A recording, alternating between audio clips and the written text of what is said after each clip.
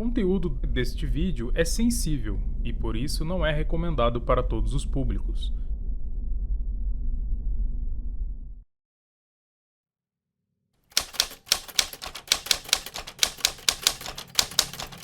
Hoje iremos contar a história de Bárbara Skrylova.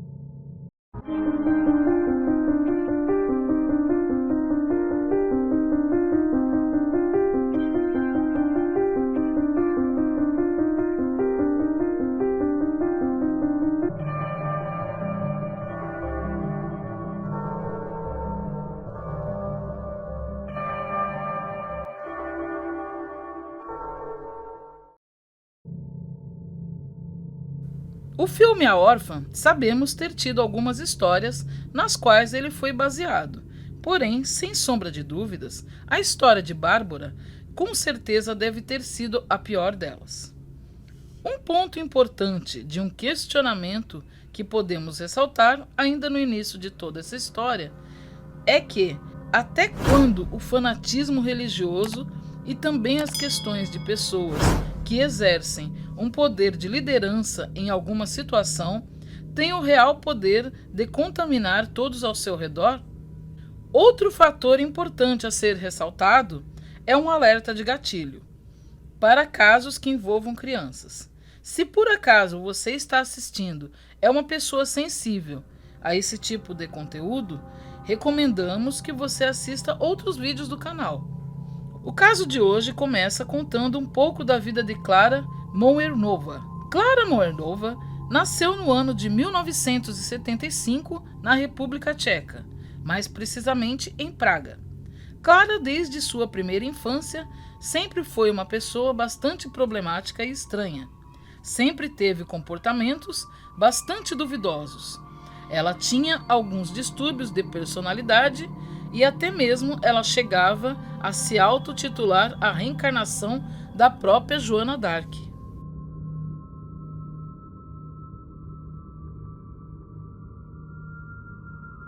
Klara acreditava que ela era uma pessoa privilegiada.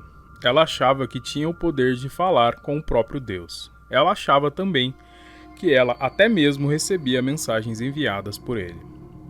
Depois de passar um certo tempo, Klara entra em uma universidade. Lá, chegando, ela conhece aquele que viveria a ser o pai de seus filhos. Após acontecerem muitos episódios violentos em sua vida, afinal, Klara não conseguia viver em um clima tranquilo, os pais das crianças não aguentavam permanecer em um ambiente tão hostil. Ele acaba desistindo, com isso, o casamento dos dois acaba, chegando ao fim. Importante também ressaltar que durante o período em que os dois estavam juntos, Klara era uma mãe de verdade, dava a devida importância aos seus filhos. Não negligenciava suas necessidades e nem tampouco se negava a demonstrar ser uma pessoa carinhosa com eles. Porém, após o término do relacionamento, tudo isso muda.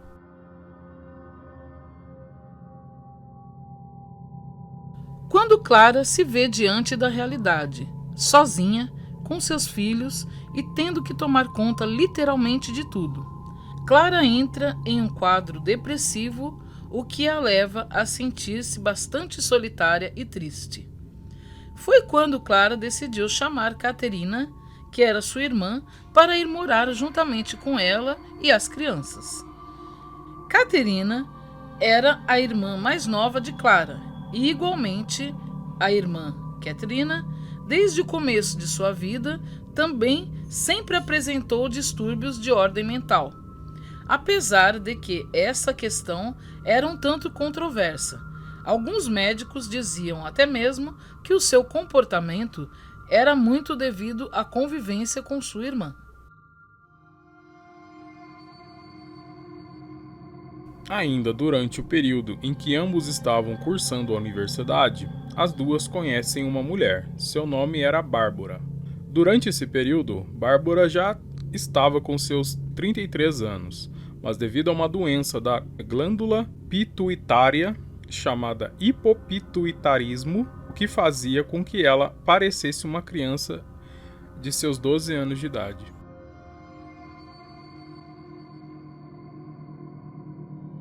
Bárbara já havia passado por diversos tratamentos psiquiátricos e depois de algum tempo, Bárbara decidiu que ao invés de passar a vida em internações, ela iria tirar proveito de sua condição e até mesmo já havia sido adotada por um casal que percebe em tempo que o seu comportamento não se adequava a uma criança, o que faz com que esta adoção não tivesse sido seguida adiante.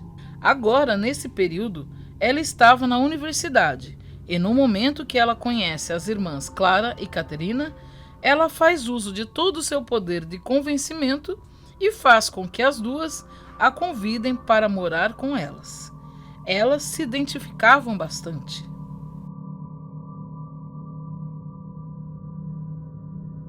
Com o passar dos tempos, Bárbara se sente cada vez mais confortável em prosseguir com sua conduta de liderança. Foi quando Bárbara, no ano de 2007, convence as duas a entrarem em uma seita religiosa, cujo nome era Movimento Graal. Essa seita pregava principalmente que para atingir os céus era necessário fazer o bem aqui na Terra. Quando dizemos que em teoria porque realmente o bem só era praticado em teoria realmente. Eles em prática eram indivíduos extremamente racistas, apoiadores de maus tratos infantis e dessa maneira jamais poderiam ser considerados pessoas que praticavam o bem. Importante dizer que essa metodologia praticada por Bárbara era distorcida de quaisquer seitas religiosas, era tudo ao seu modo e manipulado por ela. As duas irmãs simplesmente adoravam a presença de Bárbara na casa. Porém, o mesmo não acontecia com os filhos de Clara. Eles notavam que Bárbara era profundamente ciumenta, manipuladora e sempre colocava as crianças em situações de vulnerabilidade. Exemplo, dizer que elas aprontavam sem que isso fosse verdade e coisas do gênero. As consequências disso é que Clara sempre dava a credibilidade para Bárbara e punia as crianças. E a segunda grande consequência disso foi que Clara acabou achando que seus filhos estavam ficando demasiadamente rebeldes. Ela teve a ideia de pedir aconselhamentos para Bárbara sobre o assunto. Ela disse que devido às crianças estarem ficando muito rebeldes, Clara deveria mantê-las presas em uma jaula de ferro.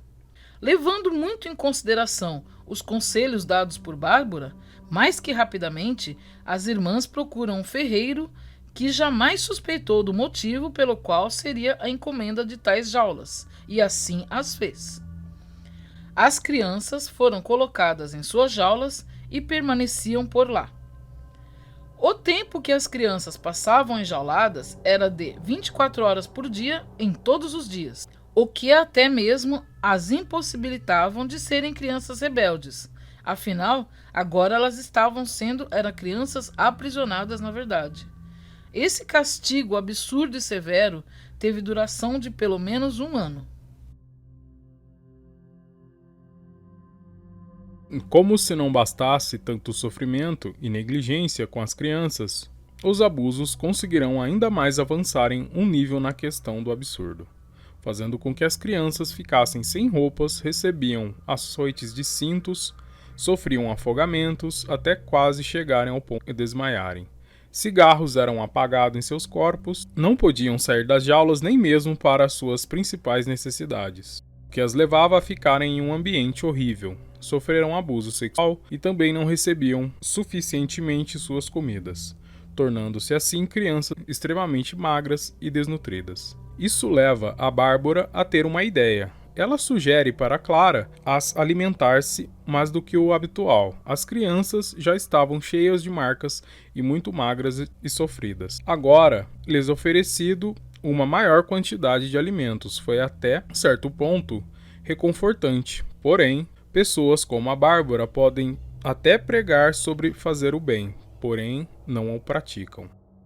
Após as crianças adquirirem peso, para que cortassem seus pedaços e começassem sem um pingo de compaixão. As três comiam tranquilamente a carne proveniente de partes das crianças, sem nenhum pingo sequer de tristeza ou de remorso. E assim seguia a triste vida das crianças que foram mantidos por mais longos períodos, presos sujos, acorrentados, amordaçados, sem poder se mexer e sofrendo toda espécie de abusos. Certa vez, eles conseguiram fugir, na verdade, rumo ao quintal, porém sua fuga foi sem sucesso. Bárbara consegue recapturar os dois e dar sequência a todo o horror e todo o sofrimento. Foi quando ela decide comprar um walkie-talkie para monitorar 24 horas o comportamento das crianças, se é que elas tinham mesmo a possibilidade de fazer algo. Afinal, nas condições às quais elas se encontravam, tornava impossível fazer qualquer coisa. Mas enfim, Bárbara instala o dispositivo e essas ferramentas às vezes cruzam suas linhas, fazendo com que seja possível escutar em outro lugar o local monitorado por outra pessoa. E foi o que aconteceu. Um vizinho que realmente tinha um bebê foi monitorar sua criança quando se deparou com todo esse horror. Clara, nesse ponto, encontrava-se irreconhecível. Ela estava com sua cabeça raspada, sobrancelhas também, e ela estava totalmente obcecada com a seita, e a seguia fielmente. Os policiais foram chamados pelos vizinhos, que viram a cena e filmaram com o celular e rapidamente entram na casa. As três tentam, sem sucesso, impedir os policiais de entrarem no porão. Porém, os policiais arrombam a porta e adentram. O que chama a atenção dos mesmos é que à porta do porão havia uma garotinha com um urso de pelúcia em seus braços, que corre em direção aos policiais. Ela dizia chamar-se Anika, que tinha somente 12 anos de idade e que era filha adotiva de Clara.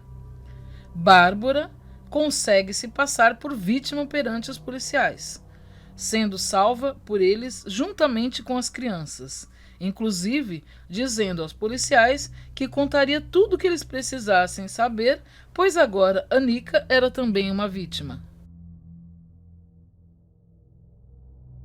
Clara, em seu julgamento, chora bastante e admite sua culpa, sendo torturadora de seus próprios filhos. Porém, diz ter sido manipulada por sua irmã, Caterina, e por Bárbara.